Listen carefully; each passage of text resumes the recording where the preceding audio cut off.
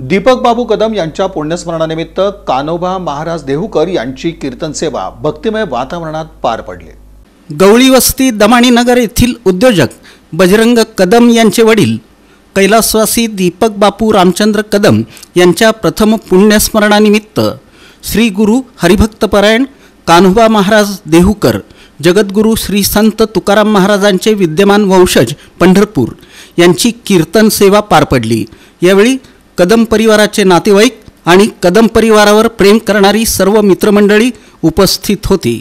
एक सहृदयी व्यक्तिमत्व, सर्वांसोबत हसत खेळत राहणाऱ्या बापूंना जाऊन 1 वर्ष पूर्ण कसं झालं ते कळलंच नाही, अशी भावना सर्व स्तरातून व्यक्त झाली। या कीर्तन सोहळ्याला सोलापुरातील नामवंत टाळकरी गायक मृदुंगवादक यांच्यासह लक्ष्मीपेठ भागातील श्रोता वर्ग बहुसंख्येने उपस्थित होता।